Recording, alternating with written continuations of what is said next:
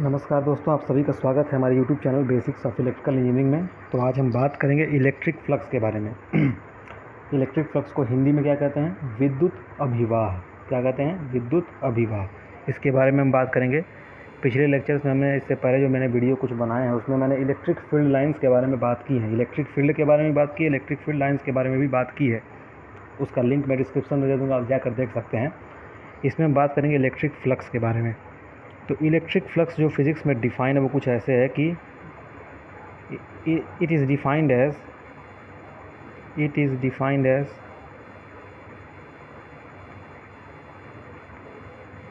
The number of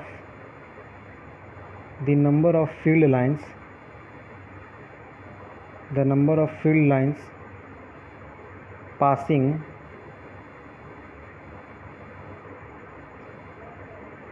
perpendicular to a given surface area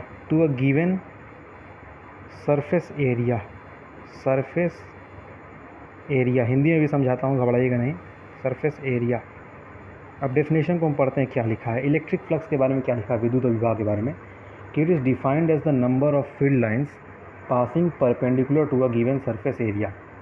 यानी यह विद्युत बल रेखाओं की एक संख्या है जो कि एक दिए हुए सरफेस से, यानी दिए हुए प्लेन से लंबवत गुजरेगी।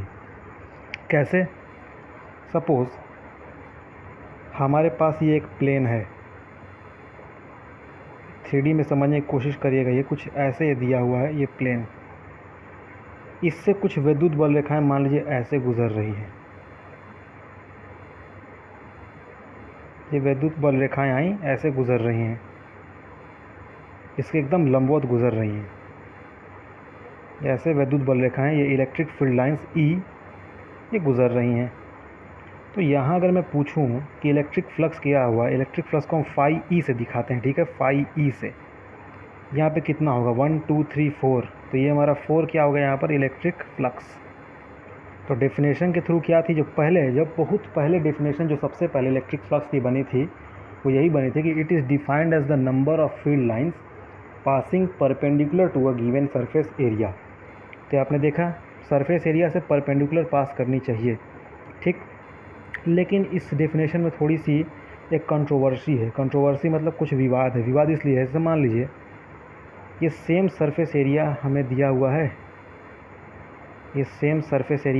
है, लेकिन कोई भाई साहब आएँ, वो कहें कि मैं इलेक्ट्रिक फील्ड को बहुत सघन दिखाऊंगा, क्योंकि इलेक्ट्रिक फील्ड एक सब्जेक्टिव चीज़ है, मतलब वो पर्सन टू पर्सन वेरी करेगी। फॉर एग्जांपल उन्होंने इलेक्ट्रिक फील्ड लाइंस कुछ ऐसे बना दी, सपोज़ करिए बहुत पास बना दी। सेम इलेक्ट्रिक फील्ड को दिखाने के लिए उन्होंने बहुत ज़्यादा बल रेखाओं का प्रयोग कर लिया। वो कहें कि मैं तो बहुत ज़्यादा बल रेखाओं का प्रयोग करूँगा, तब इनको देखकर हमने इलेक्ट्रिक फ्लक्स लिखा कि भाई इसमें कितनी फील्ड लाइंस पास हो रही हैं परपेंडिकुलर। तो हमने गिना तो 1 2 3 4 5। तो यहाँ हमने फ्लक्स कह दिया कि 5 हो गया। अब यहाँ पर इलेक्ट्रिक फ्लक्स हम देख रहे हैं 4 दिख रहा है, यहाँ पर 5 दिख रहा है। तो यहाँ पे कंट्रोवर्सी हो गई। देख रहे हैं आप, कंट्रोवर्सी हो गई।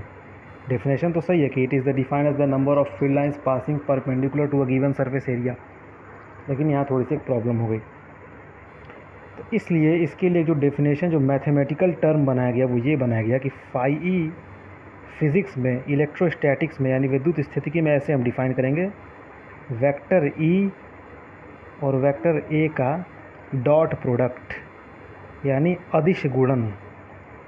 अदिश गुणन आप समझते होंगे, ये क्या है? इलेक्ट्रिक फील्ड इंटेंसिटी,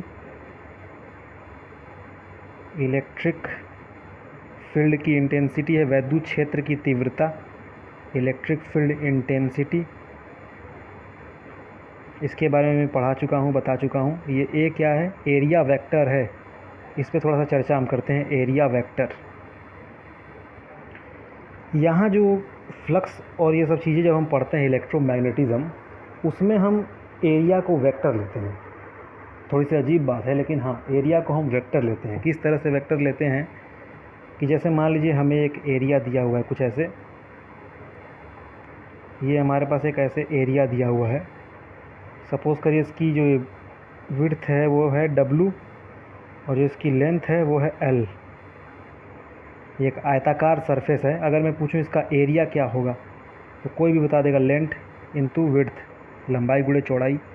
लेकिन एरिया वेक्टर कैसे डिफ़ाइन होता है कि हम एक वेक्टर बनाते हैं इस सरफेस के परपेंडिकुलर, कुछ ऐसे सरफेस के बिल्कुल परपेंडिकुलर आता है, तो इसलिए हम इसको कहते हैं एरिया वेक्टर। बेसिकली ये किसी भी सरफेस के परपेंडिकुलर होगा, नॉर्मल होगा। आ रही बात समझ में? इसलिए हम इसको कहते हैं एरिया वेक्टर। बनाया गया है फिज़िक्स को आसानी से फ्लक्स इत्यादि को समझने के लिए। एरिया कैसा भी हमारा हो सकता है, और इसमें एरिया वेक्टर में जो डायरेक्शन हम लेते हैं एरिया वेक्टर की, वो हमारे हाथ में है। ये जो हमने ऊपर की ओर डायरेक्शन ली है, कोई इस एरिया वेक्टर को कुछ ऐसे भी ले सकता है। सपोज़ ये हमें एरिया, वही एरिया दिया होता, मैं एरिया वेक्टर नीचे मान लूँ। उम्मीद करता हूँ आपको बात समझ में आ रही होगी। देखिए, ये जो सरफेस हमें दिया हुआ है, ये सरफेस, ये ओपन सरफेस कहलाते हैं, ठीक है। इसको हम कहते हैं ओपन सरफेस, खुले हुए सरफेस हैं ये। तो जब हमें खुले हुए सरफेस देना, जैसे कोई आयताकार सरफेस दे दे, सर्कुलर सरफेस दे दे वृत्ताकार रूप में, तो आप एरिया वेक्टर जो हमें मिला है उसकी दिशा कहीं भी मान लीजिएगा, चाहे ऊपर की ओर चाहे नीचे की ओर, ठीक है। जैसे समझिए हमें ये ऐसे कुछ एरिया दिया हुआ है, ये कुछ सर्कुलर एरिया हमें ऐसे दे दिया, ये सर्कुलर, ये हमें कुछ सरफेस दिया हुआ है। आप एरिया वेक्टर अपने हिसाब से कहीं भी चुन सकते हैं। आप ऐसे बाहर की ओर मान लें या ऐसे इधर की ओर मान लें, कोई दिक्कत नहीं है, दोनों एरिया वेक्टर सही हैं। तो यहाँ ये बताने का मतलब ये है कि इस तरह से बाद में जो ऊपर डेफिनेशन हमने लिखी कि it is defined as the number of field lines passing perpendicular to a given surface area, इससे बात बनी नहीं। क्योंकि इलेक्ट्रिक फील्ड लाइंस को बनाने के लिए जो हम एरो यूज़ करते हैं, जो तीर बनाते हैं, वो अलग अलग व्यक्तियों के लिए अलग अलग हो सकती है। सेम इलेक्ट्रिक फील्ड को मैंने यहाँ देखिए 4 लाइन से दिखाया, किसी और भाई साहब ने 5 लाइन से दिखाया, तो दोनों के लिए फ्लक्स बदल जाएगा। एक करने के लिए हमने ये फार्मूला मैथमेटिकल बनाया कि इलेक्ट्रिक फ्लक्स, ये जो है टर्म यहाँ पर, ये क्या आया, ये हमारा, इसी को कहते हैं हम विद्युत अभिवाह, इलेक्ट्रिक फ्लक्स। इलेक्ट्रिक फ्लक्स हमारा यही है, ठीक। और एक और बात जानिए, ये एक स्केलर क्वांटिटी है, ठीक है। ये एक स्केलर क्वांटिटी है। स्केलर का मतलब इसमें कोई डायरेक्शन नहीं होता है, बस मैग्नीट्यूड होगा, अदिश राशि है।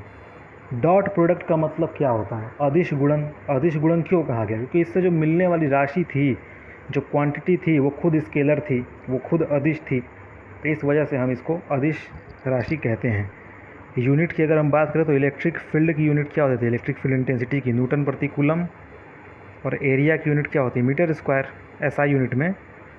तो यहाँ से हमारी यूनिट क्या बन जाएगी? हमारी यूनिट बन जाएगी न्यूटन मीटर स्क्वायर प्रति कूलम, ये हमारी बन गई। तो बेसिकली मैं ये बता रहा था एरिया वेक्टर के बारे में भी, यहाँ पर ये हो गया। एरिया वेक्टर आपको समझना बहुत ज़रूरी है।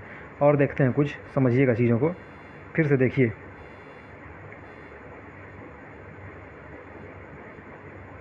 ये हमें सरफेस दिया हुआ है, फिर से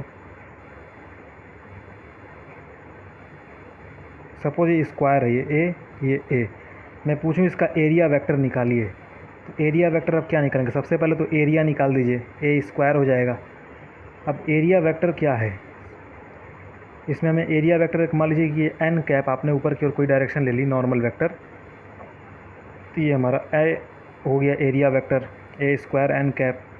हो सकता है कोई नीचे की ओर ले लें, कोई कह दे कि नहीं भाई मैं तो नीचे की ओर डायरेक्शन लूँगा एरिया वेक्टर की, प्लेन से नीचे की ओर, वो भी सही है। एन कैप मान लीजिए माइनस एन कैप इतने ले लिया, तो ये भाई साहब क्या लिखेंगे? Area vector is equal to minus A square N cap. ये दोनों सही है, दोनों में कंफ्यूज होने की ज़रूरत नहीं है, ठीक। ये दोनों ही सही हैं। एरिया वेक्टर ये हमारी चॉइस है कि हम कैसे लेने वाले हैं, ठीक। जैसे फॉर एग्जांपल एक और एग्जांपल लेता हूँ, उसको समझना बहुत ज़रूरी है, ध्यान से आप समझिएगा।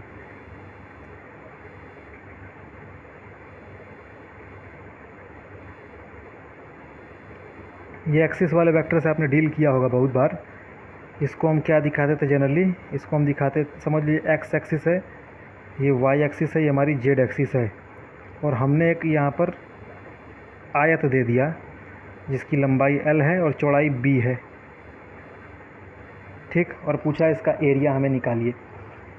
एरिया वेक्टर बेसिकली हम पूछ रहे हैं, तो एरिया तो तुरंत निकल जाएगा, कोई भी निकालेगा। A is equal to L into B. अब बात आई डायरेक्शन की, तो दो तरीका है। हमने क्या कहा? सरफेस जो भी दिया हो उसके लंबवत, तो इसके लंबवत डायरेक्शन तो भैया एक ही दिख रही है। इस डायरेक्शन में हम जब चलेंगे वाई की ओर तो ये हमें लंबवत डायरेक्शन मिलेगी।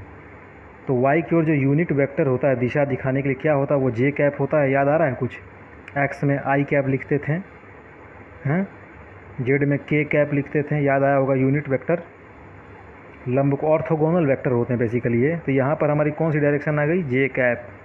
तो हमने लिख दिया L cross L into B J cap. और तरीका कोई हो सकता है, अंदर की ओर डायरेक्शन ले ले। कोई कह दे कि नहीं, मैंने यूनिट वेक्टर जो माना है एरिया वेक्टर वो अंदर की ओर माना है, तो वो भी सही है अपनी जगह। वो क्या लिख देगा? वेक्टर ही लिख देगा।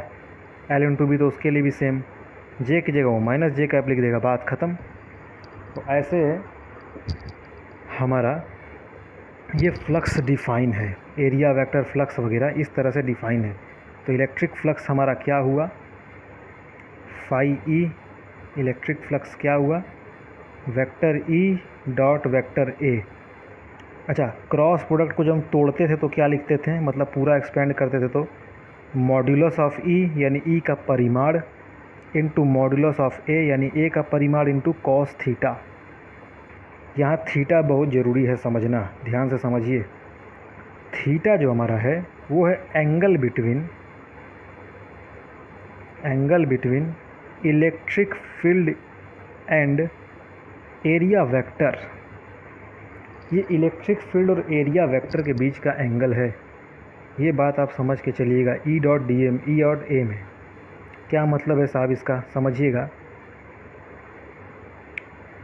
फर्स्ट समझिए, हमारे पास एक ऐसे कोई सरफेस दिया हुआ है सर्कुलर, ठीक।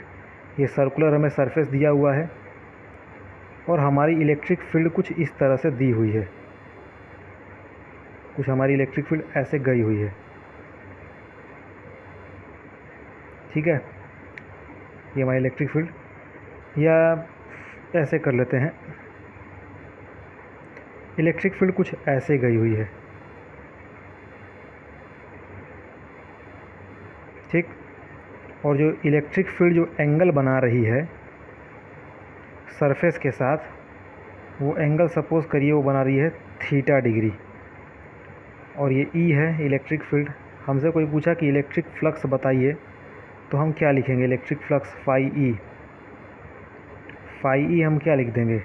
ई dot D A, E dot ए या डी ए स्मॉल एरिया है, बात करेंगे उसके बारे में भी। Phi E is equal to क्या हो जाएगा? Electric field E, area pi R square होता है, सपोज़ करिएगा इसका रेडियस आर है, सर्कुल है तो, और थीटा के लिए क्या है? Cos theta.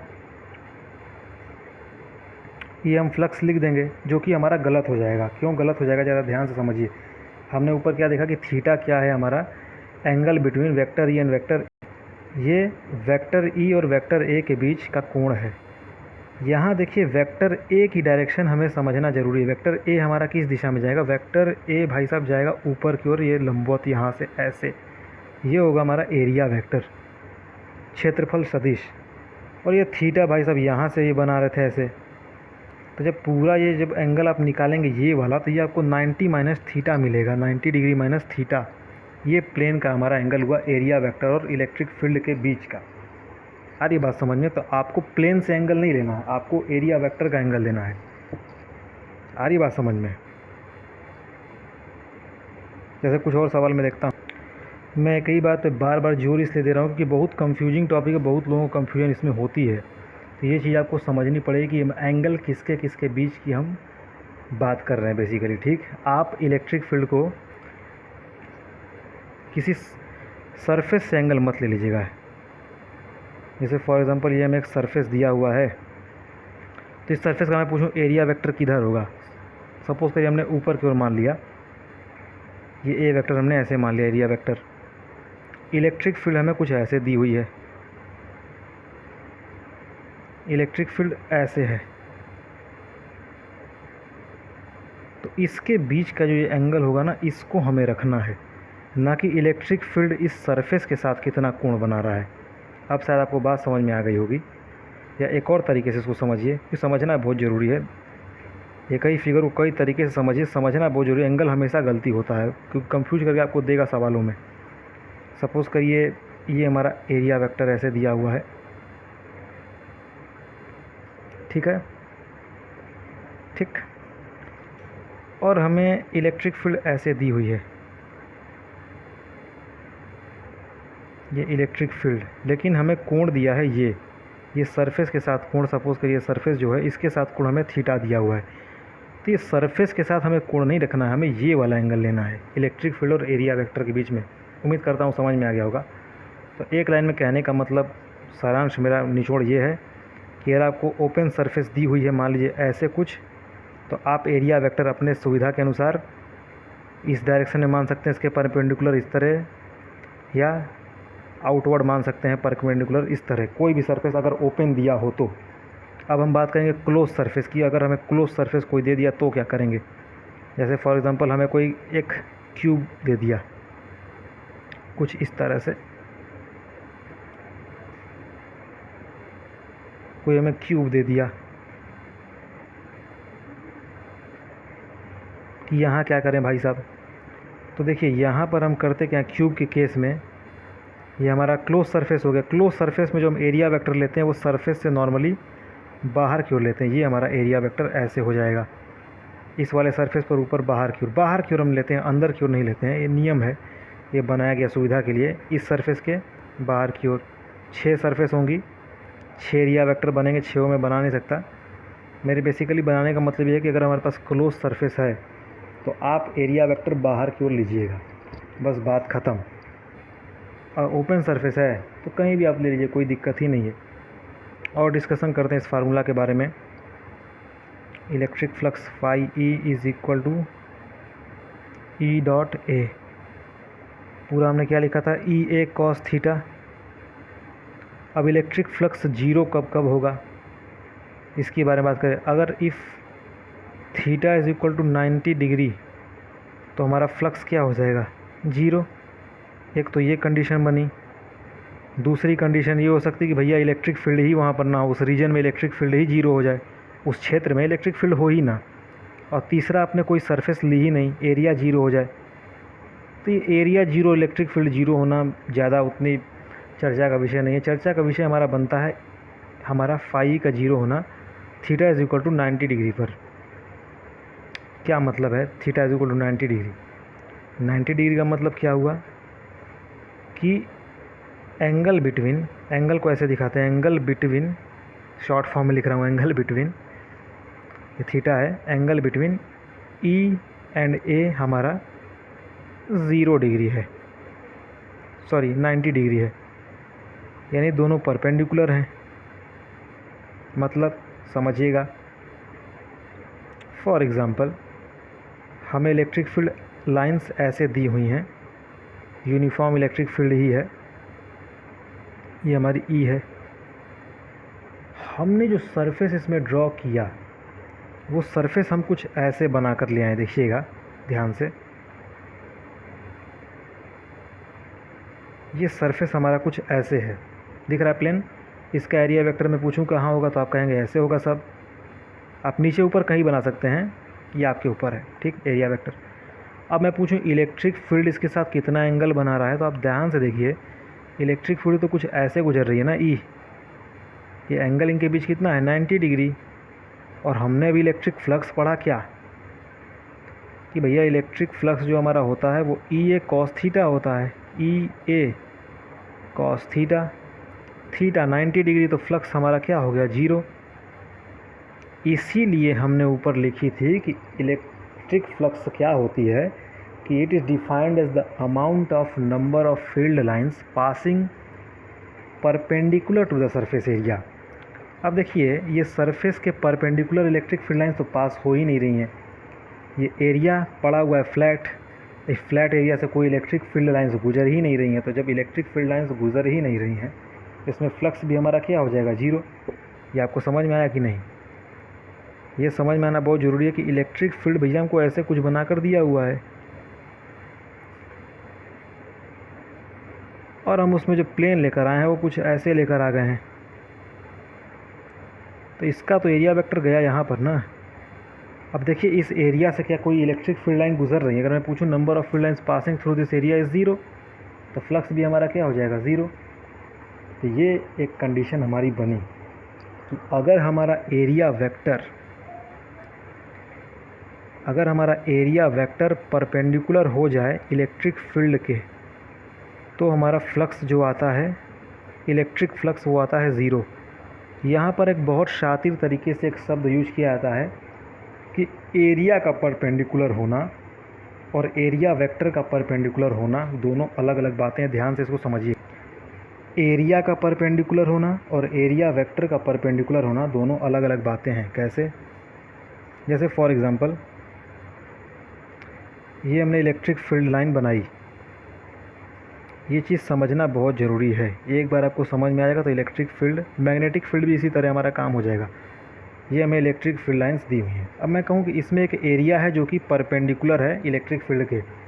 मैंने क्या कहा? एरिया परपेंडिकुलर है, मतलब कुछ ऐसे। ये परपेंडिकुलर बना है 3D में, तो मैक्सिमम हमारी यहाँ से फ्लक्स गुजर रही है। यहाँ पे मैंने क्या कहा इस कंडीशन में कि एरिया इज़, ए मतलब area is perpendicular to electric field. और मैं दूसरा एक बात कह रहा हूँ, दूसरा एक जो वाक्य प्रयोग कर रहा हूँ, वो मैं कह रहा हूँ कि यहाँ पर एरिया वेक्टर जो है वो परपेंडिकुलर है इलेक्ट्रिक फील्ड के। दोनों में आपको अंतर समझ में आ रहा है कि नहीं? ऊपर मैंने बोला एरिया लंबवत है, एरिया परपेंडिकुलर है। यहाँ मैं बोल रहा हूँ एरिया वेक्टर परपेंडिकुलर है, एरिया वेक्टर लंबवत है। यानी ये हमने प्लेन कुछ ऐसे बना लिया। यहाँ एरिया वेक्टर मेरा ऐसे लंबवत हो गया, इलेक्ट्रिक फील्ड के एरिया वेक्टर। तो यहाँ पर जब हम फ्लक्स बोलेंगे तो वो हमारा फ्लक्स ज़ीरो आएगा। आ रही बात समझ में? मतलब कि उस सरफेस से कोई भी इलेक्ट्रिक फील्ड लाइन गुजर नहीं रही है। ये बेसिकली कहने का मतलब था। आपको बात समझ में आ गई होगी, उम्मीद करता हूँ। इलेक्ट्रिक फ्लक्स, थोड़ा सा एक सवाल लेते हैं, फिर समझते हैं और बढ़िया से। इसमें आपको बढ़िया से एप्लीकेशन समझ में आ जाएगा, एरिया वेक्टर का भी और अन्य चीज़ों का भी। तो समझिएगा ज़रा इसको। उसके बाद हम अगले लेक्चर में मिलेंगे, उसमें हम इलेक्ट्रिक फील्ड से संबंधित गॉस की थ्योरम देखेंगे, गॉस की प्रमेय। तो फॉर एग्ज़ाम्पल, हमें यहाँ पर एक सिलेंड्रिकल सरफेस दिया हुआ है ऐसे, ठीक? हमें सिलेंड्रिकल सरफेस दिया हुआ है एक रीजन ऑफ स्पेस में किसी जगह पर, और उसमें इलेक्ट्रिक फील्ड लाइंस कुछ ऐसे बनी हुई हैं। ये हमारी इलेक्ट्रिक फील्ड है, एक यूनिफॉर्म और कांस्टेंट इलेक्ट्रिक फील्ड हमारी ई नॉट बनी हुई है। सपोज उसका मैग्नीट्यूड है ई नॉट, ठीक? वो ई नॉट इलेक्ट्रिक फील्ड है। हमसे क्या पूछ रहा है कि इसमें जितने भी सरफेस हैं, आप सभी सरफेसेस से इलेक्ट्रिक फील्ड बताइए, इलेक्ट्रिक फ्लक्स बताइए, और टोटल इलेक्ट्रिक फ्लक्स भी बताइए, टोटल फ्लक्स कितना होगा। यूनिफॉर्म इलेक्ट्रिक फील्ड है। तो देखिए, एरिया वेक्टरों की हम बात करते हैं।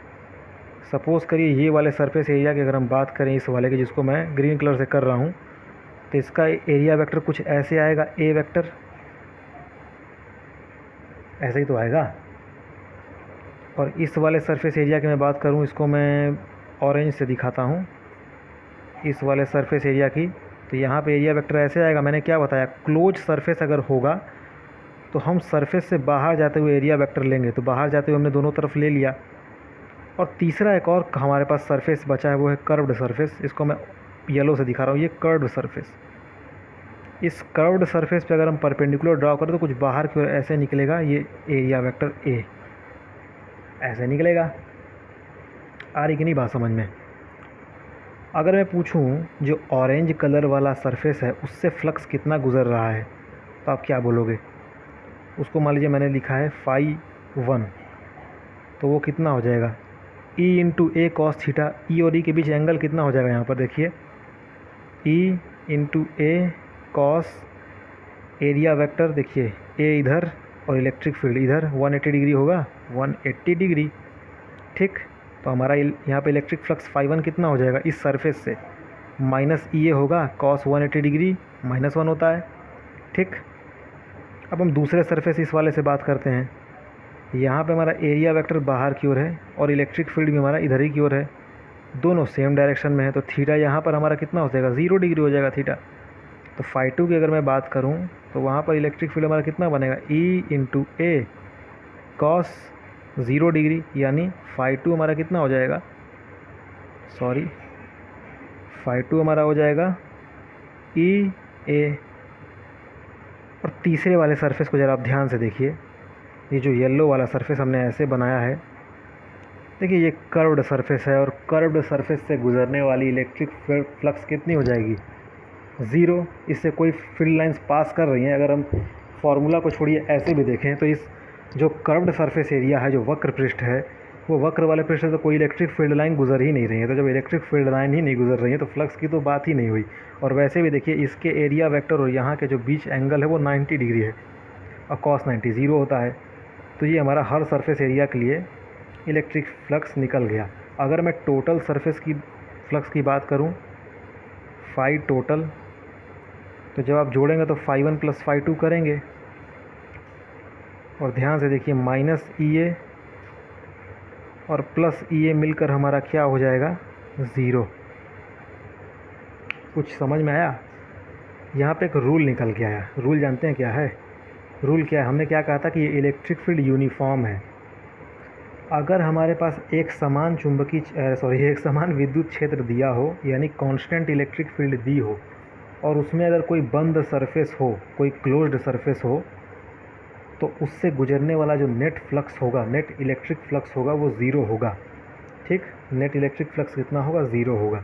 ये बहुत इंपॉर्टेंट चीज़ है और वो कैसा भी हो सकता है। अब देखिए हमने यहाँ सिलेंडर लिया था, मान लीजिए आपको कुछ ऐसे सिचुएशन दी हुई थी, यूनिफॉर्म इलेक्ट्रिक फील्ड में बता रहा हूँ, यूनिफॉर्म इलेक्ट्रिक फील्ड है ये, कांस्टेंट इलेक्ट्रिक फील्ड आप समझ सकते हैं एक पल के लिए। ये ई दी हुई है मैं यूनिफॉर्म, और किया क्या भाई साहब, इसके अंदर एक क्यूबॉइड बना दिया, इसके अंदर एक क्यूबॉइड बना दिया, एक घनाभ बना दिया, घन बना दिया। अब पूछा कि इससे गुजरने वाला इलेक्ट्रिक फ्लक्स बताइए, यूनिफॉर्म है, यहाँ भी इलेक्ट्रिक फ्लक्स क्या हो जाएगा, 0। कंडीशन बस ये है कि इस यूनिफॉर्म जो सरफेस हमारी दी हुई है, ये क्लोज सरफेस जो दी हुई है, इसके अंदर कोई आवेश नहीं होना चाहिए, कोई चार्ज नहीं होना चाहिए। तो यहीं पे अपने लेक्चर को हम ख़त्म करते हैं। अगले लेक्चर में हम बात करेंगे गॉस थ्योरम की, जो कि बहुत इंपॉर्टेंट है। तो thank you for watching this lecture.